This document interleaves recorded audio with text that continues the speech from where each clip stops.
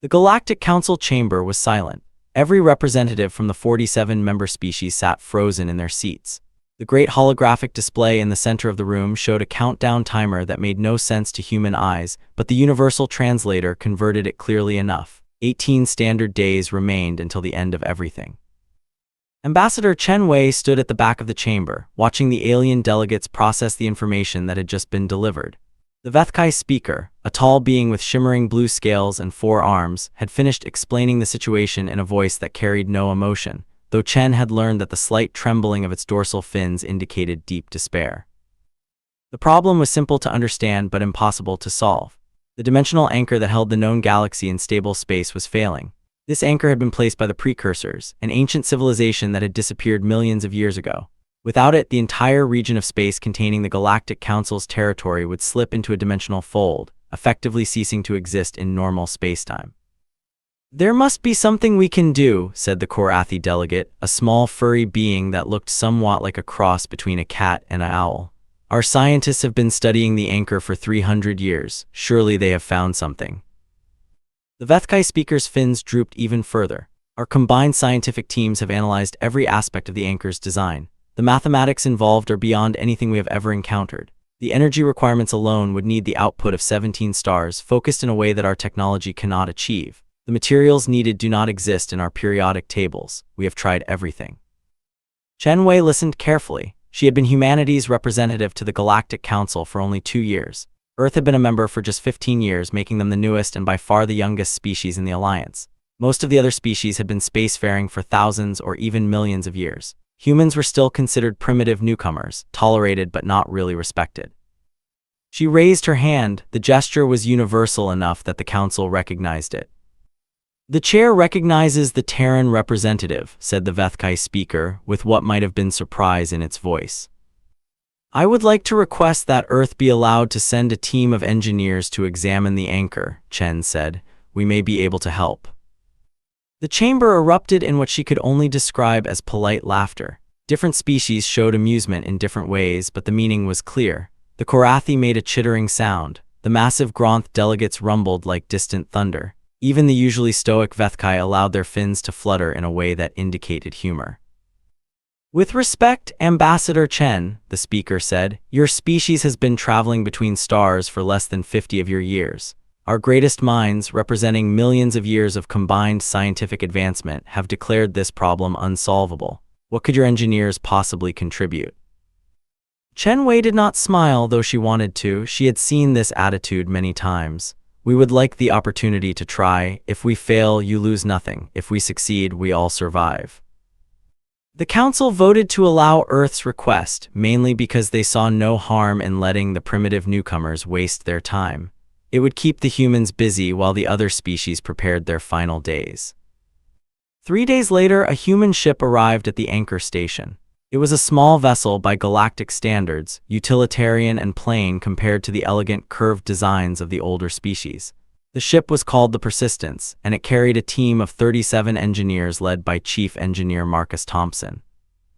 Marcus was 53 years old, with gray streaking his dark hair and deep lines around his eyes from too many years of staring at problems. He had started his career fixing tractors on a farm in Kenya, then moved to building bridges, then to designing spacecraft, and finally to leading humanity's most advanced engineering teams. He had never met a problem he could not eventually solve, though some had taken years. The anchor station orbited a dead star at the edge of known space. It was ancient beyond imagining, a structure of crystalline metals and impossible geometries that made the human engineers dizzy just to look at. The Vethkai scientists who staffed the station greeted the humans with barely concealed condescension. "The anchor itself is located in the central chamber," explained Dr. Vethnorak, the station's lead scientist. "We have prepared documentation on all our findings. I must warn you, it is quite extensive. It would take your team approximately 40 years to read through all of it by our calculations." Marcus nodded politely. "Thank you, Doctor. We'll get started right away. Could you show us to the central chamber first? We like to see things with our own eyes before reading about them." The Vethkai scientist's fins rippled with what Marcus had learned was annoyance. "That is a highly irregular approach. Scientific protocol requires." "We appreciate your protocols," Marcus said, "but we have our own methods. Time is short." Dr. Vethnorak reluctantly led them through the station. The corridors were vast, designed for species much larger than humans. The walls were covered in crystalline growths that pulsed with soft light. The air had a strange quality, like it was vibrating at a frequency just below hearing. The central chamber took Marcus's breath away. It was a sphere nearly a kilometer across, with the anchor floating in the exact center. The anchor itself was a construct of impossible beauty, a twisting shape that seemed to exist in more dimensions than the three humans could perceive. Looking at it too long made his eyes water and his brain ache. But Marcus Thompson had not become humanity's chief problem solver by being intimidated by complexity. He pulled out his tablet and began taking notes in his own shorthand, a system he had developed over 30 years of engineering work.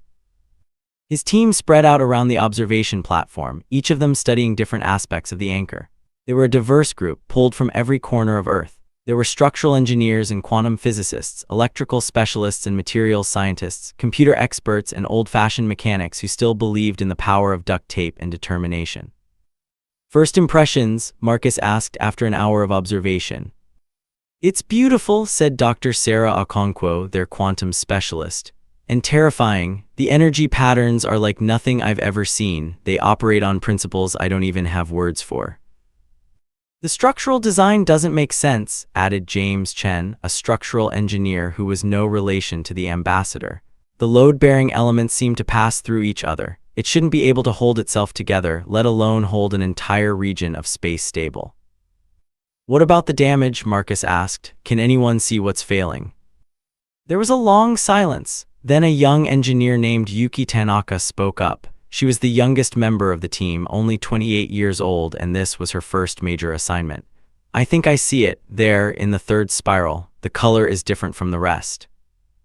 Marcus zoomed his tablet's camera to where she was pointing. She was right. A small section of the anchor, perhaps 100 meters long, had a slightly different hue than the surrounding structure. It was so subtle that the alien scientists might have missed it entirely, especially if they perceived color differently than humans. "Good eye, Tanaka," Marcus said. "That's where we start." Dr. Vethnorak, who had been watching from a distance with an expression of patient tolerance, stepped forward. "We have already identified that area as the source of the degradation. The material is breaking down at the quantum level. Our analysis indicates that it is a form of crystallized dark matter which does not exist in our universe in sufficient quantities to replace. Even if it did, we have no way to work with it. The temperatures and pressures required are beyond anything we can generate." Marcus listened, nodding slowly. "So you need material that doesn't exist, processed in a way that's impossible, installed in a structure you don't fully understand." "Correct," Dr. Vethnorak said, "which is why the problem is unsolvable." Marcus looked at his team. They looked back at him. None of them showed despair. If anything, they looked intrigued. "Give us some time," Marcus said. "We need to think." The Vethkai scientists' fins showed amusement again. "You have 15 days remaining. Think all you wish." That night, Marcus gathered his team in the small section of the station that had been assigned to them. The quarters were cramped, designed as an afterthought for the occasional small species visitor. The humans had pushed all the furniture to the walls to create a central meeting space. "Okay," Marcus said, standing at the front of the room with a whiteboard he had brought from Earth. Old-fashioned, yes, but he thought better with a marker in his hand. "Let's break this down. What exactly do we need to solve?"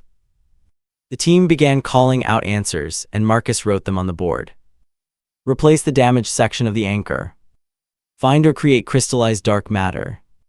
Develop a method to shape dark matter at extreme temperatures and pressures. Install the replacement without disrupting the anchor's operation. Do all of this in 15 days. Marcus stepped back and looked at the list. 5 problems, each one individually impossible according to every species in the galaxy. "Anyone want to go home?" he asked. No one moved. "Good," Marcus said, "then let's get to work." The first thing Marcus did was divide his team into 5 groups, one for each problem, but he also did something that confused the watching scientists. He told each group to share everything they learned with the other groups constantly. The aliens were used to a more compartmentalized approach, where specialists worked in isolation and only combined their results at the end.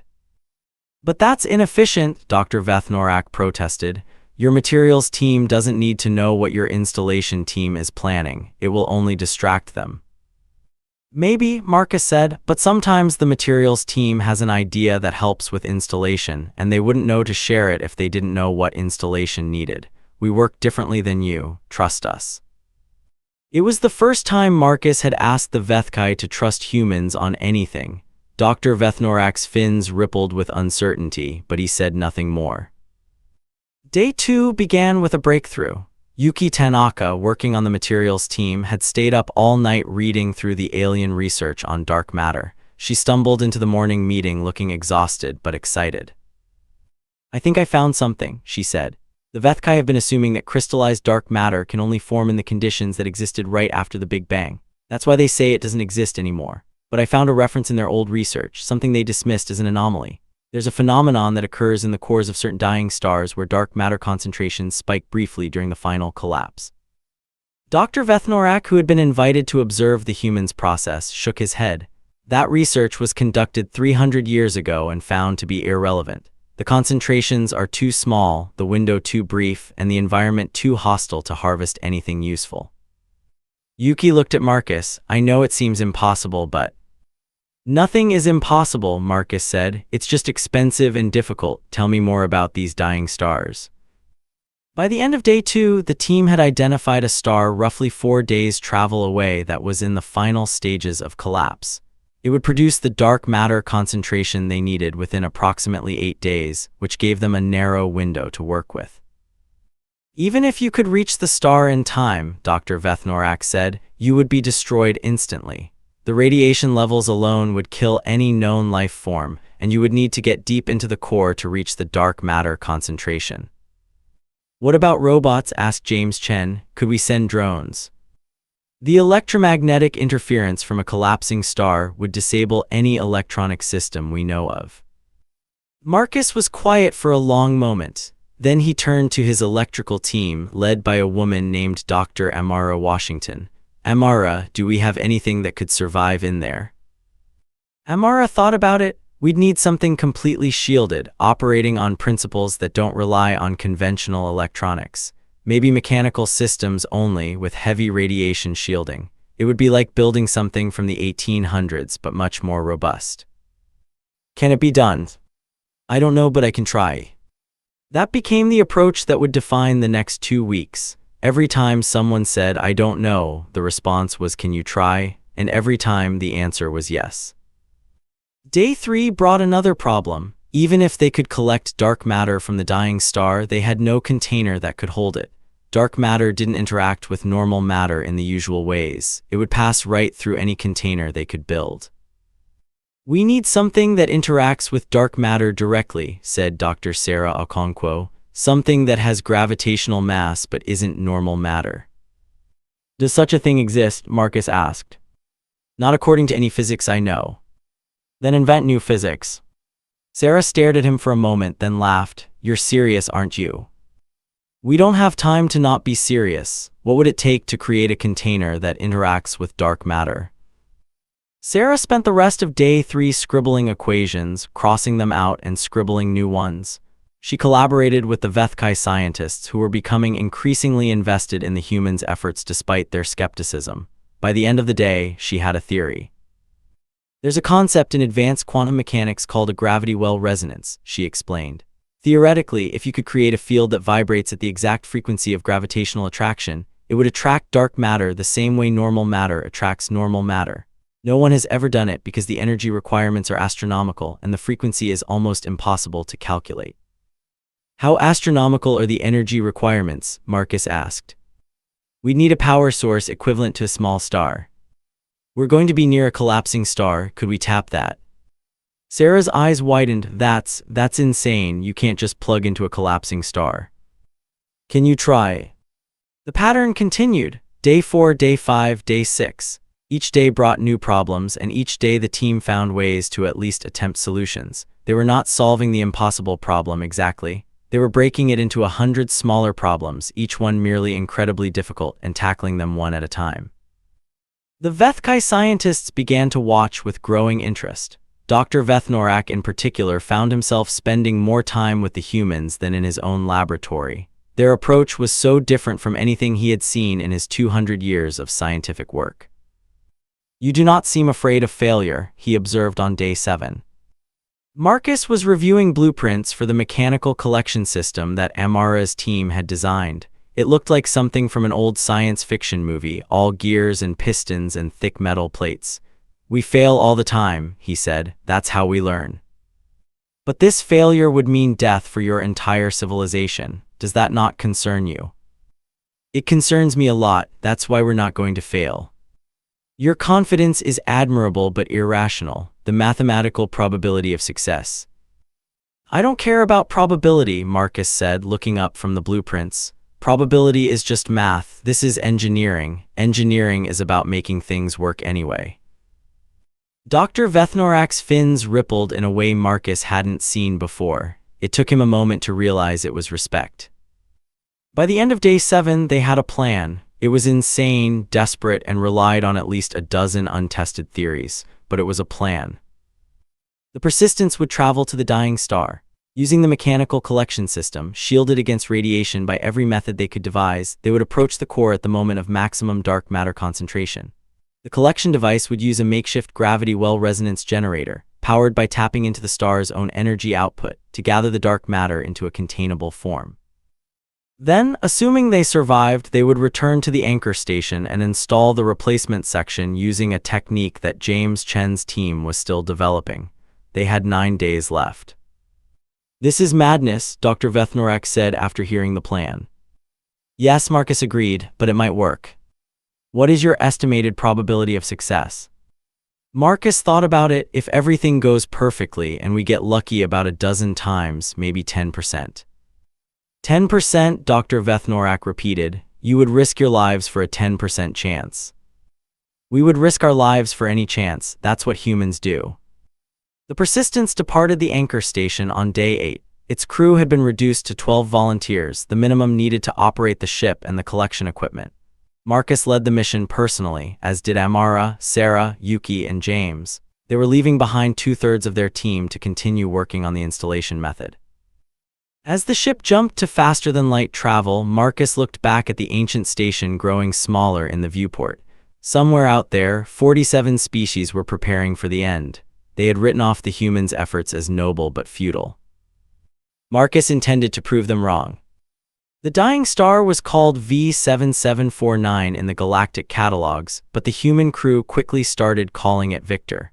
There was something in the human psyche that needed to name things to make them familiar, even when those things were cosmic events of unimaginable destruction. Victor was a red giant in its final death throes, a ball of fire 60 times larger than Earth's sun. Its outer layers were already being blown off into space, creating a nebula of glowing gas that the Persistence had to navigate through carefully. The radiation levels were climbing with every kilometer they traveled deeper into the system. External temperature rising, reported the ship's pilot, a woman named Lieutenant Commander Rosa Hernandez. The outer hull is holding, but we're going to start losing sensor capability in about 3 hours. How long until we reach the collection point? Marcus asked. If we maintain current speed, approximately 2 hours. Then we push harder, take us in faster. The ship groaned as Rosa increased their velocity. They were already traveling faster than any human ship had gone through a stellar environment, and the heat and radiation were beginning to take their toll on systems that had never been designed for these conditions. Amara Washington was in the cargo bay, making final adjustments to the collection device. It looked even more primitive up close than it had in the blueprints, a huge mechanical arm with a crystalline scoop at the end, all of it protected by layer after layer of shielding that they had fabricated from materials found on the anchor station. The hydraulics are responsive, she reported over the intercom. I'm a little worried about the joint connections. The heat is going to stress them beyond their design limits. Can they hold long enough? Marcus asked. Maybe. I've reinforced them as much as I can with the materials we have. We'll find out when we try. That was becoming the mission's unofficial motto. We'll find out when we try. Sarah Okonkwo was monitoring the gravity well resonance generator, which they had built into the collection scoop itself. It was a Frankenstein creation of human ingenuity and alien technology, cobbled together from components that were never meant to work together. The power conduit that connected it to the ship's engines was already showing strain. The resonance frequency is calibrated, she said, but I won't know if it actually works until we're in the dark matter concentration. The math says it should work. The Vethkai math, I'm trusting their equations. Do you trust them? I trust that they've had millions of years to check their work, yes. They reached the collection point with 30 minutes to spare. The view on the forward screen was terrifying and beautiful, a wall of fire that seemed to stretch to infinity in every direction. The star's core was visible as a brighter point in the center, pulsing with energy that defied human understanding. Dark matter concentration is beginning, Yuki reported from her monitoring station. It's happening exactly when the old research predicted. We have approximately 40 minutes before it peaks, then another 40 minutes before it disperses. 80 minutes total, Marcus said. Rosa, take us in. The Persistence descended toward the heart of a dying star. The next hour was the longest of Marcus's life. Every system on the ship began failing one by one as the heat and radiation overwhelmed their protections. Emergency backups kicked in, then failed themselves. Rosa was flying almost blind, using dead reckoning and pure instinct to navigate through stellar matter that was actively trying to kill them. Hull breach on Deck 3, James reported. We've sealed it off, but we're losing atmosphere. Everyone into suits, Marcus ordered. Amara, how's the collector? Deploying now. The cargo bay doors opened, exposing the collection device to the full fury of the star. Marcus watched on the remaining working camera as the mechanical arm extended, its joints groaning against forces they were never meant to withstand. The crystalline scoop at the end began to glow as Sarah activated the gravity well resonance generator. I'm getting readings, Sarah said, her voice tight with excitement and fear. The resonance is working. I can see dark matter being attracted to the scoop. How much? Not enough yet, we need to get closer. Rosa looked at Marcus. Her face was slick with sweat, the temperature in the bridge having risen to nearly 50 degrees. Any closer and we might not be able to pull out. How much closer do we need to be? Marcus asked Sarah. Another 1,000 kilometers, maybe 1,500. Marcus made the decision in a heartbeat. Take us in. The next 10 minutes were chaos. The ship lurched and groaned as it pushed deeper into the star's corona. 2 more hull breaches occurred. The engineering section reported that the main engine was overheating and might explode at any moment. 3 crew members suffered radiation burns despite their suits. But the collection scoop was filling with dark matter. That's it, Sarah shouted. We have enough, we have more than enough. Rosa, get us out of here. The Persistence turned and began its desperate climb out of Victor's gravity well. The collection device was retracted into the cargo bay, its scoop now glowing with an eerie dark light that seemed to absorb rather than emit. Marcus didn't know if that was what crystallized dark matter was supposed to look like, but at this point he was willing to take anything that wasn't another disaster. They cleared the star's corona with minutes to spare before the main engine would have failed completely. The radiation levels dropped, the temperature began to fall, and for the first time in hours, the crew could breathe without feeling like their lungs were on fire. Damage report, Marcus said. James ran through the list. It was extensive. They had lost nearly a third of the ship's systems, including most of their sensor arrays, their secondary engine, and a significant portion of their life support capability. 3 crew members were injured seriously enough to need medical attention that the ship could barely provide. Can we make it back to the anchor station? Marcus asked.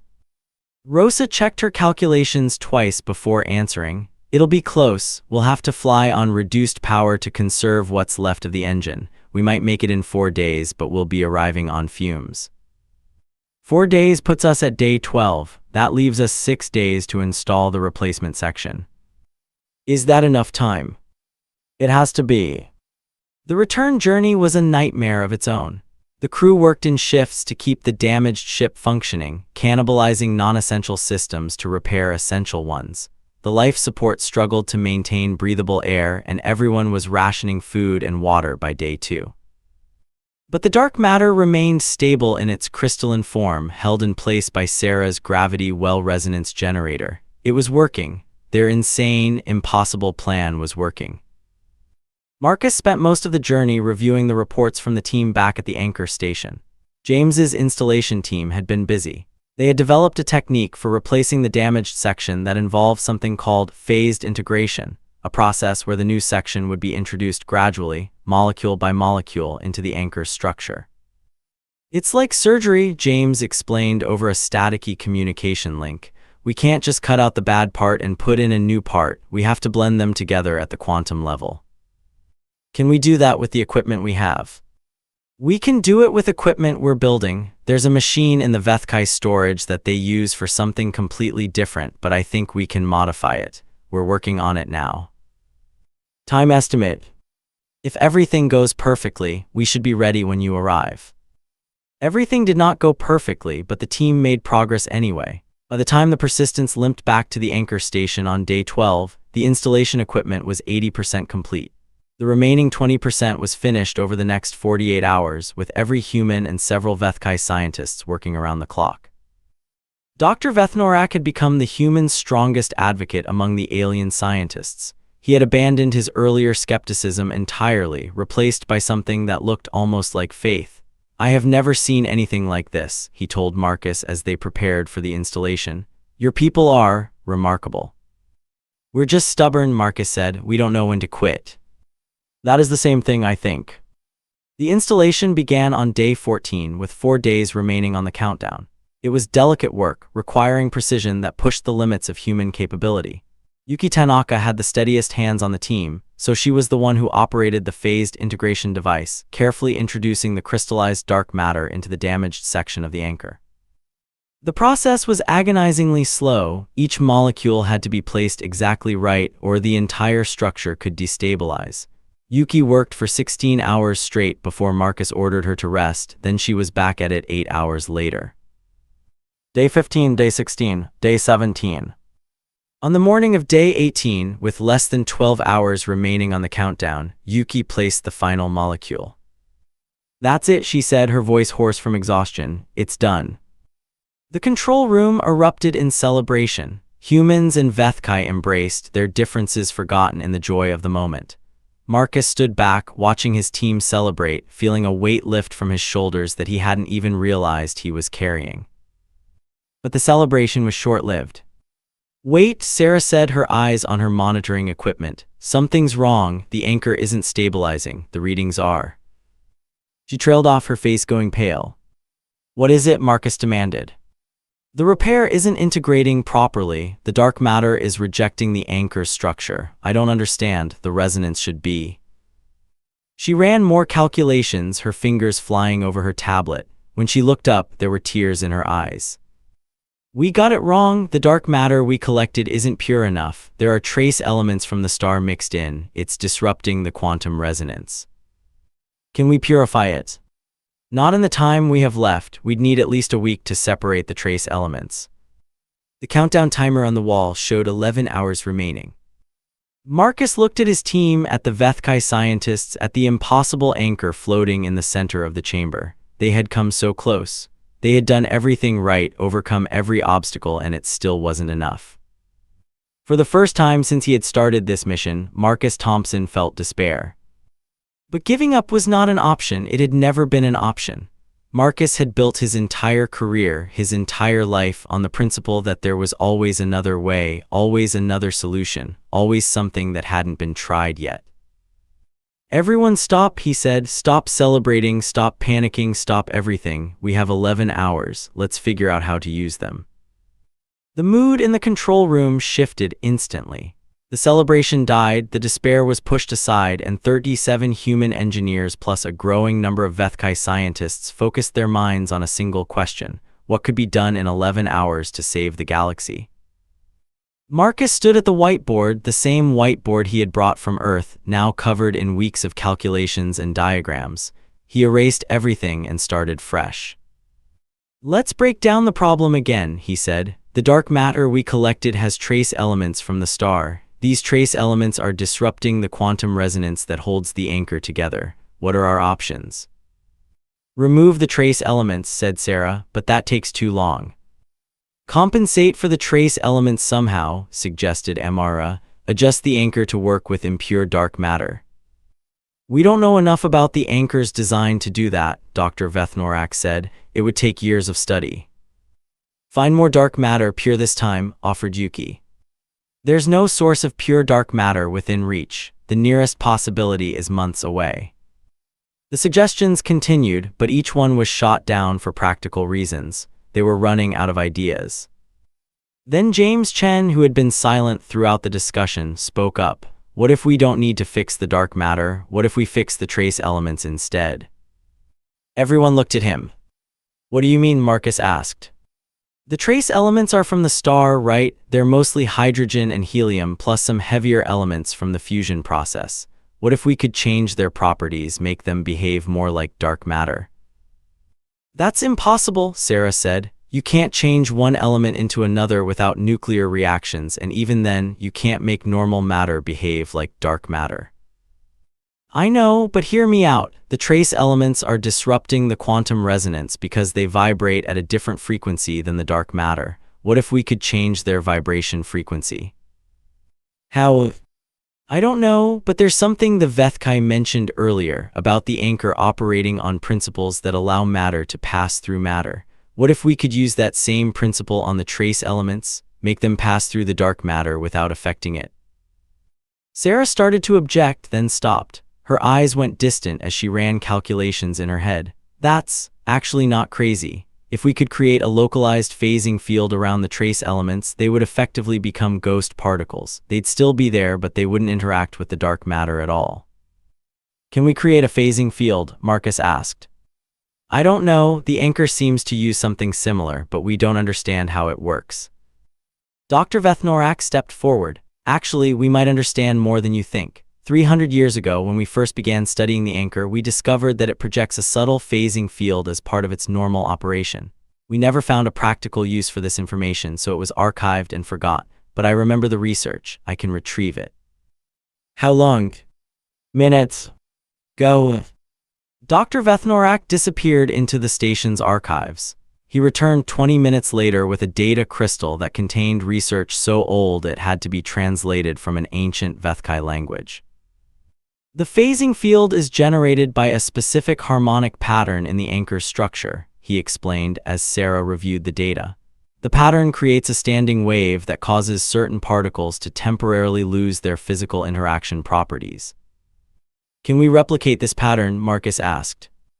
We would need to generate the harmonic using external equipment. The frequency is extremely precise and the power requirements are significant. How significant?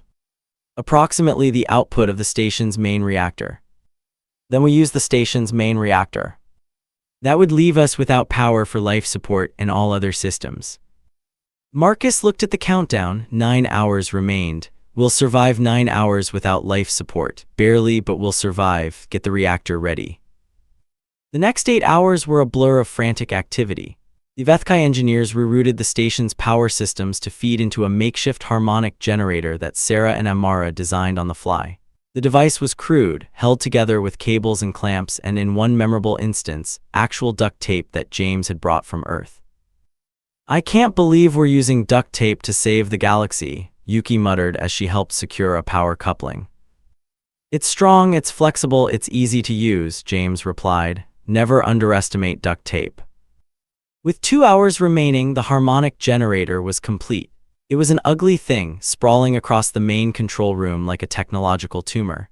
Cables ran in every direction, connecting to the station's reactor, to the anchor observation systems, to monitoring equipment that would tell them if their plan was working. With 1 hour remaining, they began the final procedure. Sarah activated the harmonic generator. The station's lights flickered and died as all power was diverted to the device. In the darkness, lit only by emergency chemical lights, the team watched as the generator built up its charge.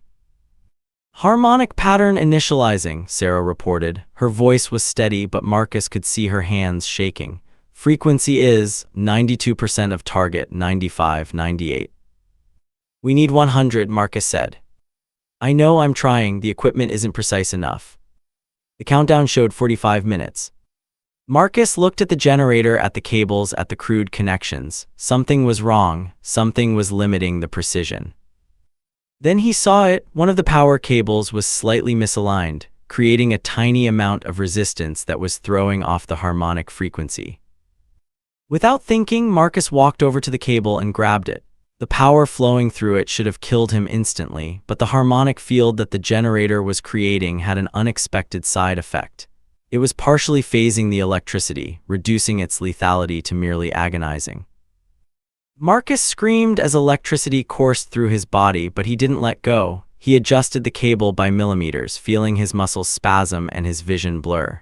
Then he found the right position and held it. 99%, Sarah said. 99.5, we need more. I can't hold this much longer, Marcus gasped. Amara appeared beside him, grabbing another section of the cable. She screamed too as the electricity hit her, but she held on. Then James was there, and Yuki, and more team members, each of them grabbing part of the cable, each of them adding their strength to Marcus's effort. 99.8, Sarah said. 99.9, we're so close. The countdown showed 30 minutes. Dr. Vethnorak watched in amazement as the humans tortured themselves to hold the cable in place. He had never seen such determination, such willingness to suffer for a goal. It was inspiring and terrifying at the same time. Then he did something he had never done in his 200 years of life. He reached out and grabbed the cable too.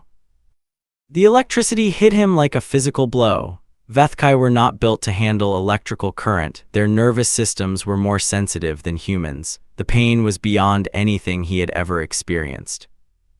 But he held on. 100%, Sarah whispered. We have full harmonic resonance. She activated the final sequence. The harmonic field washed over the anchor, penetrating the repaired section, reaching the trace elements that were disrupting the quantum resonance. In the observation display, they could see the effect. The trace elements were phasing, becoming ghost particles, ceasing to interact with the dark matter around them. The anchor's readings began to stabilize. It's working, Sarah said, her voice rising with excitement. The anchor is stabilizing. The dimensional binding is strengthening. The countdown showed 15 minutes. Keep holding, Marcus said through gritted teeth. We need to maintain the harmonic until the anchor fully stabilizes. They held, humans and Vethkai working together, suffering together, refusing to give up. The pain was incredible, but the alternative was unthinkable. With 5 minutes remaining on the countdown, the anchor's readings reached full stability. The dimensional binding was secure. The galaxy was saved. Sarah deactivated the harmonic generator and the electricity stopped flowing. The team collapsed to the floor, their muscles twitching, their bodies exhausted beyond measure. But they were alive, and so was everyone else. Marcus lay on his back, staring at the ceiling of the control room. His hands were burned, his heart was pounding irregularly, and every nerve in his body felt like it had been scraped raw, but he was smiling. We did it, he said. You did it, Dr. Vethnorak corrected. He was lying nearby, his blue scales visibly scorched. Your people did the impossible. We had helped. Yes, at the end, but you never stopped trying, even when we told you it was hopeless. Even when the mathematics said it could not be done, you refused to accept failure. Giving up wasn't an option. No, Dr. Vethnorak agreed. For humans, it never is. I think I am beginning to understand your species. The lights came back on as secondary power was restored. Emergency medical teams arrived, treating the wounded, helping the exhausted. The Galactic Council was notified that the anchor had been stabilized, and representatives from all 47 species demanded to know what had happened. Ambassador Chen Wei delivered the report personally. She stood before the council chamber, looking at the same faces that had laughed at humanity 2 weeks earlier. They were not laughing now. The Terran engineering team, with assistance from Vethkai scientists, successfully repaired the dimensional anchor, she said. The details are complex, but the result is simple. The anchor is stable. The danger is past. This is impossible, the Korathi delegate said. Our scientists said it could not be done. Your scientists were wrong, Chen replied. Not about the difficulty, but about what was possible when people refused to accept defeat. The council chamber was silent for a long moment. Then the Gronth delegate, the massive beings who rarely spoke, rose to their feet. Their voice rumbled through the chamber like distant thunder. The Gronth recognized the debt we owe to the Terran species. We will not forget this. One by one, the other delegations rose and voiced similar sentiments. The Korathi, the Vethkai, species after species acknowledging what humanity had done. By the end, the entire council was standing in recognition of Earth's achievement. Ambassador Chen Wei smiled. It was a good day to be human. 6 months later, Marcus Thompson stood on a stage in Geneva, receiving an award that didn't have a name because no one had ever done anything worthy of it before. The United Nations had created the honor specifically to recognize the team that had saved the galaxy. Representatives from dozens of alien species were in attendance, including Dr. Vethnorak, who had become one of humanity's strongest advocates in the Galactic Council. Marcus looked out at the crowd and thought about everything that had happened since the mission. The Vethkai had offered humanity full partnership in their scientific endeavors, sharing knowledge that they had previously kept to themselves. The Korathi had proposed a mutual defense treaty. Even the Gronth, who had never allied with anyone, had opened diplomatic relations with Earth. Humanity's place in the galaxy had changed forever. They were no longer the primitive newcomers, barely tolerated by their older neighbors. They were now respected, even admired, for qualities that the other species were only beginning to understand. But Marcus knew that the real credit belonged to his team. The 37 engineers who had volunteered for a mission that everyone said was impossible. The men and women who had risked their lives, endured unimaginable pain, and refused to give up even when all hope seemed lost.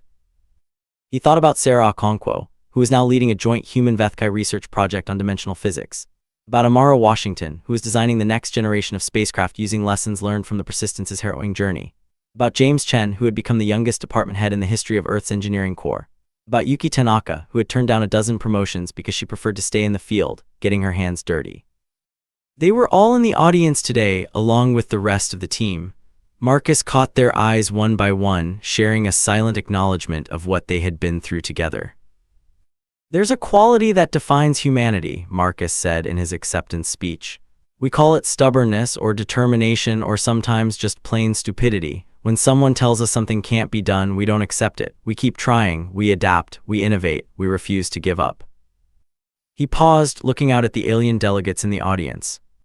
The other species in the galaxy have had millions of years to develop their technologies, their sciences, their ways of thinking.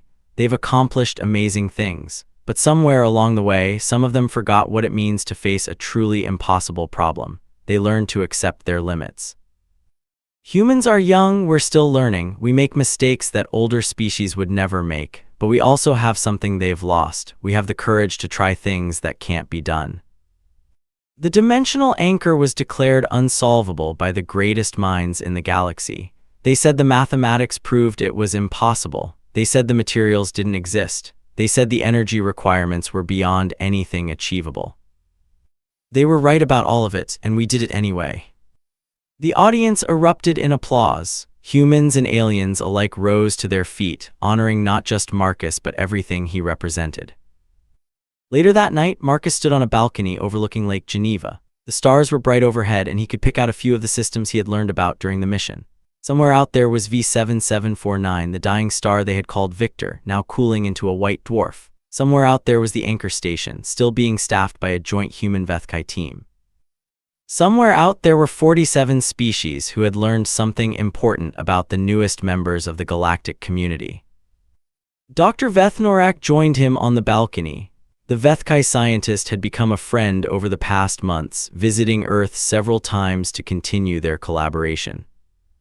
"What are you thinking about?" Vethnorak asked. "The future," Marcus said, "everything that comes next." "And what do you think comes next?" Marcus smiled. "More impossible problems. The galaxy is full of them. The precursors left behind a lot of mysteries besides the anchor. Maybe we can help solve some of those too." "I have no doubt that you will try." "That's what we do." They stood in comfortable silence for a while, watching the stars. "I have been thinking," Vethnorak said eventually, "about what makes your species different. We have greater technology, greater knowledge, greater experience in almost every field. Yet when faced with the greatest challenge any of us had ever encountered, it was humans who found the solution." "We got lucky," Marcus said. "A lot of things could have gone wrong." "That is not entirely accurate. You made your own luck, as your people like to say. You created opportunities where none existed. You refused to accept the limitations we accepted. Maybe we were just too dumb to know when we were beats." Vethnorak's fins rippled with amusement. "That too is a form of wisdom, I think, the wisdom to not recognize wisdom." Marcus laughed. "I'll take that as a compliment. It was intended as one. They returned to the party inside, where the celebration continued late into the night. Engineers from Earth and scientists from a dozen alien worlds shared stories and ideas, building connections that would shape the future of interstellar cooperation. And somewhere in the back of the room, Yuki Tanaka was already sketching designs on a napkin. She had heard rumors about another precursor artifact, this one located in an unstable region of space that no one had been able to safely reach. Everyone said it was impossible. She couldn't wait to try. Across the room, James Chen noticed what she was doing and walked over. Already planning the next mission? He asked. Just thinking, Yuki said, there's so much out there we don't understand, so many problems waiting to be solved. And you want to solve them all? I want to try, she looked up at him with a grin. Isn't that what we do? James sat down beside her and looked at the napkin. The designs were rough, barely more than doodles, but he could see the shape of something ambitious forming. Tell me about it, he said. And Yuki did. She talked about impossible problems and improbable solutions, about stars that couldn't be navigated and artifacts that couldn't be reached. She talked about all the reasons it couldn't be done and all the ways they might do it anyway. Because that was what humans did. They faced the impossible and refused to accept it. They pushed against the limits of what was known and what was achievable. They failed, learned, adapted, and tried again. And sometimes, when it really mattered, they succeeded. The galaxy had learned something important in those 18 desperate days. They had learned that there was a new species on the scene, a species that didn't know how to give up, a species that looked at impossible problems and saw opportunities, a species that had been traveling between stars for barely 50 years but had already changed the course of galactic history. They had learned that humanity was here, and humanity was just getting started. In the years that followed, the phrase Terran engineering became a byword throughout the galaxy for problems that seemed unsolvable. When other species encountered challenges beyond their capabilities, they would often ask, "Have the humans looked at this yet?" And the answer, more often than not, was, "They're already working on it." Because giving up was not an option. It never had been. And if the Terran engineers had anything to say about it, it never would be.